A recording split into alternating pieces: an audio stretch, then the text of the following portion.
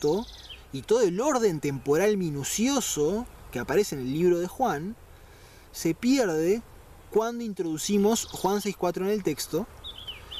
Y ahora sí, vamos a pasar a las evidencias que indican que este verso era ajeno al conocimiento de varios hombres que vivieron antes del siglo IV de la era común. Es decir, antes de que el Imperio Romano adoptase el cristianismo como religión oficial. Antes de esto, hay varios hombres que demuestran desconocer la existencia de Juan 6.4, porque en sus escritos ellos llegan a conclusiones que serían imposibles si Juan 6.4 estuviese frente a ellos. Por lo cual se genera la posibilidad de que en su época, antes del siglo IV de la era común, Juan 6.4 no estaba en el texto que circulaba, y además es recién a partir del siglo IV de la era común, es decir, es recién cuando ocurre la cristianización del Imperio Romano, que hay evidencias de que Juan 6.4 estaba en el texto que circulaba. Por lo cual se da muy fuerte la posibilidad de que haya sido un agregado de interés imperial por motivos que estaremos examinando más adelante y que en su día fueron muy importantes para el Imperio Romano. Por ejemplo, Clemente de Alejandría, que vivió entre el siglo II y III de la era común, dijo en Stromata, libro 1, capítulo 21, que era necesario que la duración del ministerio del Mesías fuese de 1 año, basándose en las palabras del Mesías cuando él mismo, en Lucas 4, verso 19, dijo en referencia a sí mismo que él iba a proclamar el año aceptable para Yahuwah. Ese año aceptable sería una referencia al año de su ministerio, que es la conclusión a la que llega Clemente de Alejandría. El texto que Yahushua cita en Lucas 4, versos 18 y 19, es la casi totalidad del texto de Isaías, sección 61, verso 1 y 2. Texto en el cual encontramos varias alusiones en las palabras que se usan al año del jubileo, del cual se habla en el libro de Levítico, sección 25. Por ejemplo, cuando en Isaías 61.1 dice, para proclamar a los cautivos libertad, en Levítico 25, verso 10, hablando del jubileo, dice, y proclamarán libertad en la tierra. Y en ambos textos que acabo de leer, uno de Isaías, otro de Levítico, las palabras hebreas que aparecen son las mismas tanto para proclamar como para libertad. Particularmente esta última palabra no es una coincidencia, porque esta palabra que traducen por libertad, que en hebreo es deror o daror, siempre es en referencia al año del jubileo, por lo cual Isaías 61 no sería la excepción. Y entonces, cuando el Mesías habla de ese año aceptable, citando las palabras de Isaías 61, estaría hablando del año del jubileo. Y es coherente esto. Es coherente que el Mesías haya tenido su ministerio durante un año del jubileo. No solo por la asociación simbólica que hay entre lo que implica el jubileo y las obras del Mesías, sino incluso porque esto era conveniente. Porque si había un momento ideal para que Yahushua predicase, ese momento era durante el jubileo, porque está prohibido cultivar la tierra durante el jubileo. Y eso era una ocasión ideal para movilizar a grandes muchedumbres y exigirles que dejen atrás sus posesiones, ya que una buena parte de la población israelita se hallaba ociosa del trabajo del campo, que era para muchos su única ocupación. Y siendo que el año del jubileo es precedido por un año sabático, en el que también está prohibido el cultivo de la tierra, Esto habría allanado el terreno para que grandes muchedumbres, ociosas del trabajo del campo, hubiesen acudido al año anterior al desierto a escuchar la predicación de Juan el Bautista, de Yahuhanán el Inmersor, el cual estaba preparando al pueblo para recibir al Mesías. Otro ejemplo lo tenemos en Origen de Alejandría, en el siglo III, el cual dijo en De Principis, libro cuarto, párrafo 5, que el Mesías enseñó solo durante un año y algunos meses. Si Origen de Alejandría y Clemente de Alejandría hubiesen tenido el texto de Juan 6.4 enfrente de ellos, y lo hubiesen considerado fidedigno además, por causa de ese verso sería imposible que ambos dedujesen solo un año de ministerio. Pero fue lo que hicieron. Interesante es el testimonio de Ireneo de Lyon, hombre del siglo II, que argumentó en contra de que el Mesías haya predicado solo durante un año en su libro Contra las herejías, libro 2, capítulo 22, diciendo lo siguiente: todos admitirán que 3 instancias de Pascua no hacen un año. Pero atención, al enumerar esas 3 Pascuas a las que él refiere, él ignora la de Juan 6.4. Para él, la primer Pascua es la que sigue al evento de las bodas de Caná, es decir, la de Juan 2.13. La tercer Pascua es en la que el Mesías muere. Y la segunda no es Juan 6.4, sino que para Ireneo de Lyon es la fiesta que no recibe nombre en Juan 5.1. O sea, prestemos atención, si él quería argumentar en contra del año del ministerio del Mesías, ¿por qué no usó Juan 6.4 si le venía ideal? Pero no, él ignora la existencia de ese texto porque dice 3 ocasiones de Pascua no hacen un año, y sin embargo al citar las 3 no cita Juan 6.4. Lo que implica que claramente en su época el texto de Juan 6.4 no estaba presente en el texto que circulaba del libro de Juan. De aquí que es importante explicar por qué la fiesta sin nombre de Juan 5.1 fue la de Pentecostés. No solo para comprender la continuidad temporal que hay en el relato dentro del libro de Juan, lo cual surge de la comprensión del orden de las fiestas que son allí nombradas y de cómo ese orden es el que establece la Torá,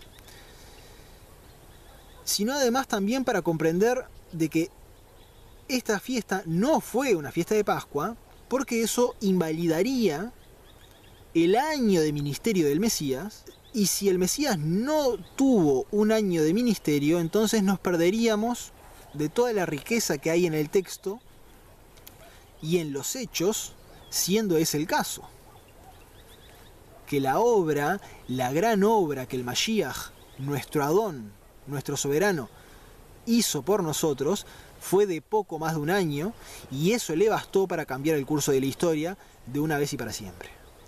Ahora bien, la fiesta de Pentecostés ocurre siempre luego de un día de Shabbat, luego de un día de descanso, conforme establece Levítico, sección 23, versos 15 y 16.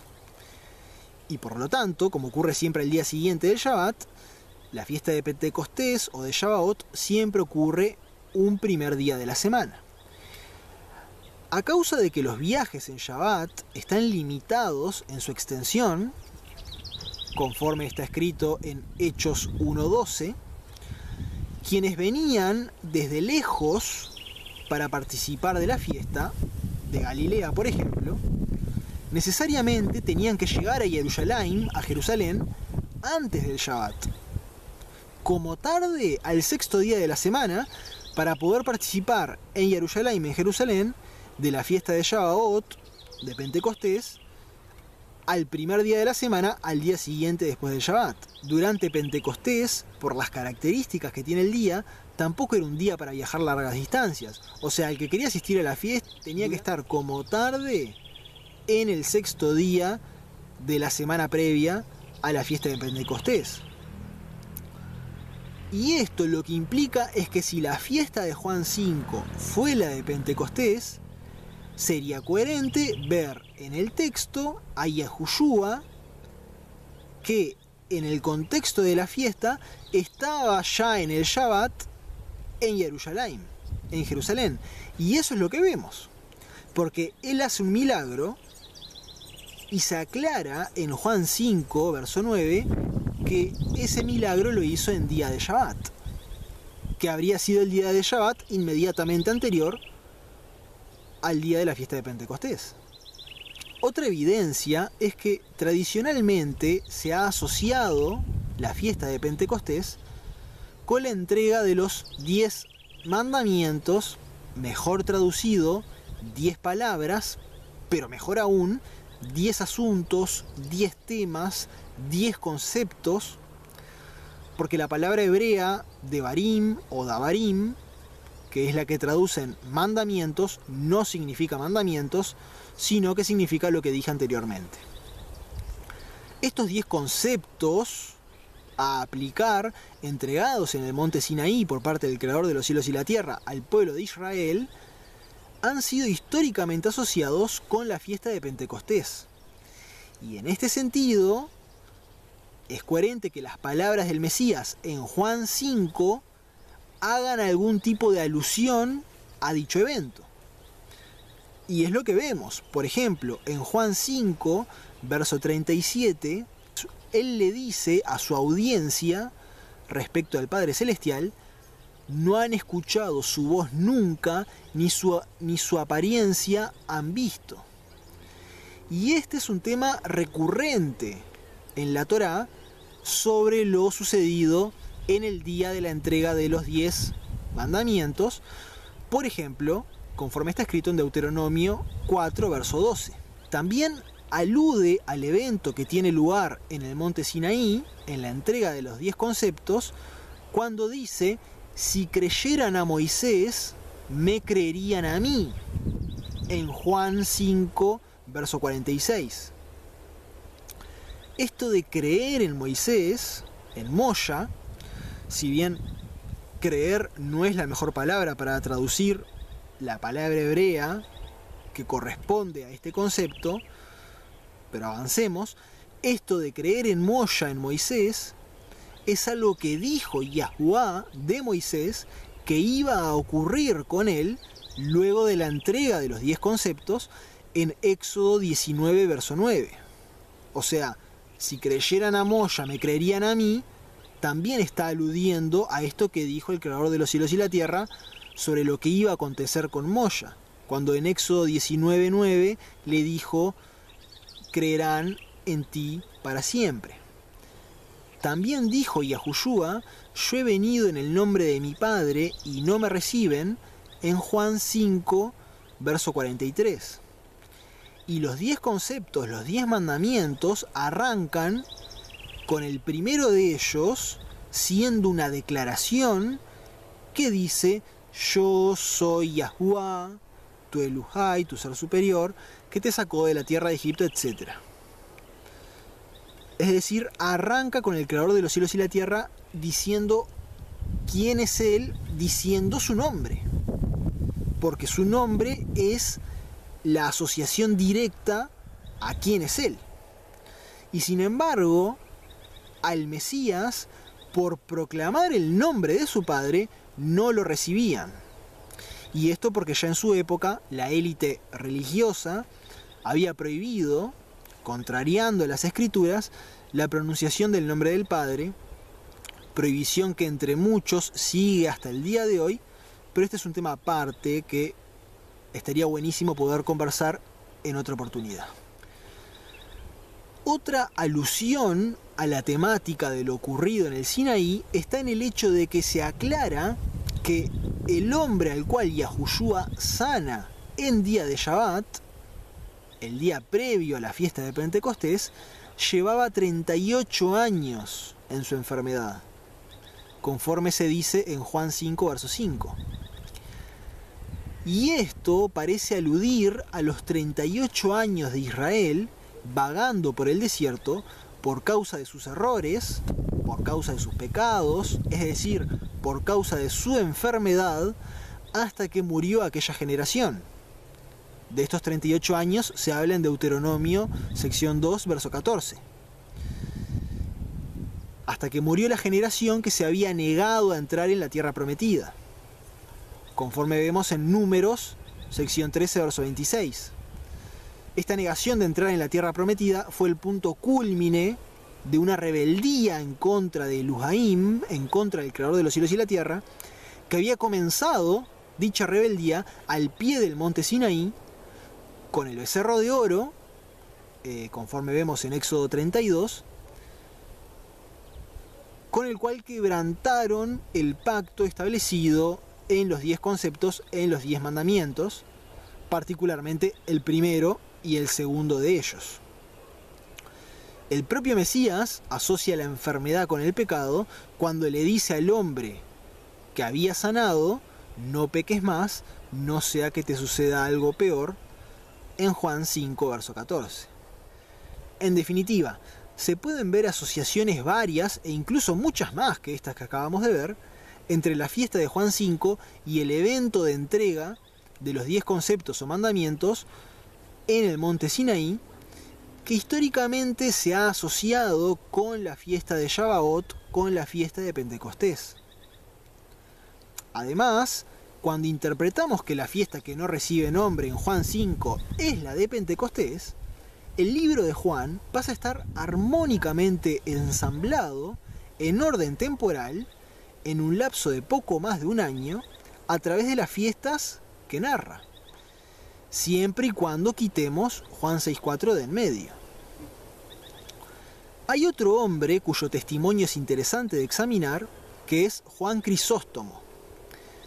Pero antes recordemos que Juan 6.4 no hace sentido dentro del contexto circundante, porque el verso no aporta nada al relato y porque además induce a suponer que ni el Mesías ni sus seguidores, que eran miles, asistieron a esa supuesta fiesta de Pascua que es mencionada en Juan 6.4.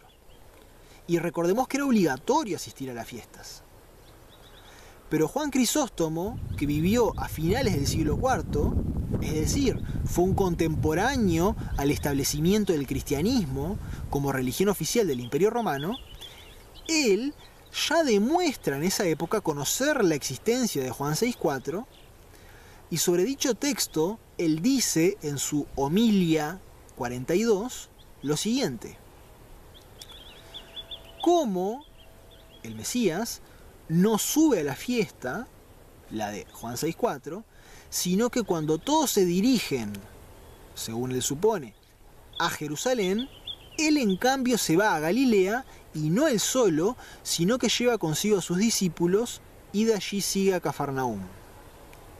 Y acá él se contesta a sí mismo esta pregunta diciendo: porque a partir de entonces él estaba anulando silenciosamente la ley. O sea, la deriva de Juan 6.4 para Juan Crisóstomo es que hubo una fiesta de Pascua a la que el Mesías no asiste, y en ese acto él está anulando silenciosamente la ley. Ya hablaremos en otra oportunidad de la observancia de la Torá, de la instrucción, de la ley, por parte del Mesías, por parte de sus discípulos y por parte de todos los que quieran seguir sus pisadas. Pero para Juan Crisóstomo, Juan 6.4 implica que si hubo una fiesta de Pascua mencionada y si no se menciona la asistencia del Mesías a la fiesta, es porque él no fue a la fiesta y en esto él estaba quebrantando la ley. Y efectivamente, la no asistencia a la fiesta de Pascua habría sido un pecado, y uno grave, conforme establece Números, sección 9, verso 13. Pero sabemos que el Mesías fue sin pecado. De esto habla Juan 8, verso 46, Hebreos 4, verso 15, Primera de Pedro 2, verso 22. Primera de Juan, sección 3, verso 5, y sabemos que el pecado es específicamente la infracción de la Torá, la infracción de la instrucción, de la ley, según está escrito en Primera de Juan, sección 3, verso 4. Por lo cual también en ese sentido, Juan 6.4 genera grandes contradicciones internas en el relato. Pero quizás para muchos, que no esté escrito que el Mesías asiste o no a esa supuesta Pascua de Juan 6.4, no implica que no lo haya hecho. Pero, ¿para qué nombrar entonces a esa supuesta Pascua? Explíquelo. Si puede. Si puede hallar en todo Juan 6 algo que haga referencia a la Pascua y que sea necesario por ello nombrarla, pero implicaría asumir que se consideró necesario decir nomás que había una Pascua cerca, pero no fue necesario decir si el Mesías fue o no y qué hizo en ella. Lo cual implica además asumir que en la Escritura existen versos que no aportan nada al relato y que están porque sí. Claramente, si de este verso de Juan 6.4 se tiene registro recién después de la transformación católico-cristiana del Imperio Romano, en el siglo IV, cabe examinar en qué le beneficia esto al Imperio Romano, en qué le beneficia la existencia de Juan 6.4. Y para ello conviene examinar lo dicho por Eusebio de Cesarea, el cual fue un contemporáneo del emperador romano Constantino, emperador del cual Eusebio fue un perro faldero. Constantino, llamado el Grande, o entre nosotros, el gran delincuente, fue el emperador que allanó de forma definitiva el camino para la futura adopción del cristianismo como religión oficial del Imperio Romano, a partir de varios edictos de tolerancia que pusieron fin definitivo a lo que hasta entonces venía siendo una persecución muy fuerte de parte del Imperio Romano hacia todos los grupos que seguían al Mesías, entre los cuales estaban los cristianos, pero no solo, porque también seguían al Mesías, al igual que hago yo, los que no eran cristianos. Pero todos eran perseguidos por igual. Pero después los que seguían al Mesías de contexto grecorromano terminan siendo vistos favorecidos por parte del Imperio Romano, y los que seguían al Mesías desde un contexto hebraico siguieron siendo perseguidos antes y después de la cristianización del Imperio Romano. En su época, Eusebio de Cesarea argumentaba en Demonstratio Evangelica, libro 8, capítulo 2, que el Mesías había tenido 3 años y medio de ministerio antes de la resurrección, y que luego de la resurrección se mostró a sus discípulos durante 3 años y medio más, es decir, un total de 7 años. Ya veremos por qué. Así todo, Eusebio no parece conocer la existencia de Juan 6.4, porque aunque él afirma en sus escritos que los 3 años y medio se pueden derivar del libro de Juan y no de Mateo, Marcos y Lucas, él mismo lo reconoce, seguramente él, al igual que Ireneo de Lyon, interpretaba que la fiesta no nombrada en Juan 5 era una fiesta de Pascua, para así poder tener 3 Pascuas y por tanto poder derivar de ello 3 años y medio de ministerio, aunque en 3 Pascuas perfectamente pueden haber simplemente 2 años transcurridos, un año desde una Pascua a la otra y un segundo año desde la segunda Pascua a la tercera. Por lo cual, como Juan 5, derivándolo como una Pascua, era insuficiente para argumentar lo de los 3 años y medio de ministerio, que ya veremos por qué, Juan 6.4 se habría agregado poco tiempo después de Eusebio, o incluso en su época, ya que este texto circulaba poco tiempo después de él, en época de Juan Crisóstomo, que fue no mucho posterior a Eusebio. Eusebio, el cual sirvió, conforme veremos, de intelectual servil al imperio, y por ello probablemente él se inventó lo de los 3 años y medio del ministerio del Mesías antes de la resurrección. ¿Para qué?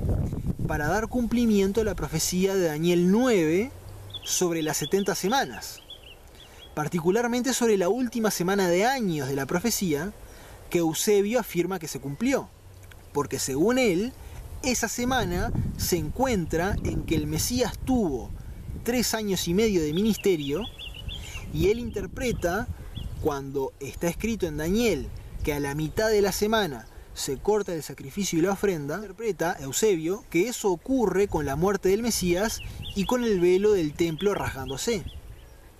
Aunque la propia profecía de Daniel, en sección 9, verso 26, habla sobre la muerte del Mesías y no lo hace en el contexto de la semana final de años.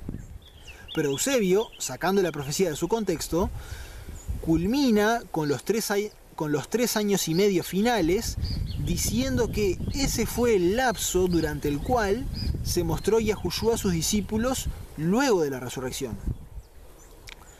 ¿Cómo hace sentido eso con el hecho de que está escrito que el Mesías, luego de la resurrección, se mostró durante 40 días a sus discípulos? En Hechos, sección 1, verso 3. Bueno, Eusebio deriva que esos 40 días fueron 40 veces en las que el Mesías se mostró, pero a lo largo de 3 años y medio. Ahora bien, ¿en qué beneficiaba esto a Roma? En que si se cumple la profecía de la semana final del libro del profeta Daniel, profecía de las 70 semanas de Daniel sección 9, siendo claramente, según el contexto de las escrituras, el imperio romano un enemigo, en las palabras de los profetas, la bestia que persigue al pueblo de Israel, siendo este el contexto, si en cambio ya todo se cumplió, ya no hay bestia. Y por tanto, el emergente imperio católico romano podía desentenderse de las profecías que lo asociaban a la bestia de Daniel y del libro de Apocalipsis, y en cambio afirmar que ahora el emergente imperio católico romano era el reino celestial del Mesías aquí en la tierra. Por eso era muy importante para el emergente imperio católico romano generar un verso que pudiese artificialmente dar cumplimiento a la profecía del libro de Daniel sobre la semana final de años. Aunque ya vemos que igual a través de tremenda sacada de contexto. Y todo esto para que nadie pudiese achacarle a Roma ser el enemigo del cual hablan las escrituras. Eso ya era cosa del pasado, eso ya se cumplió.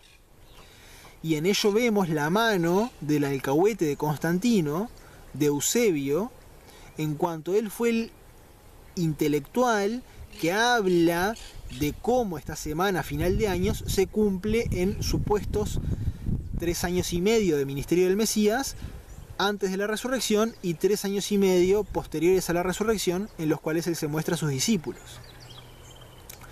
Como claramente era insuficiente llegar a esta conclusión, derivando que Juan 5 era una fiesta de Pascua, tuvieron que agregar otra Pascua más al relato para tener 4 Pascuas en total en el libro de Juan, 3 explícitas y una derivada, siendo la tercera Pascua explícita agregada la de Juan 6.4.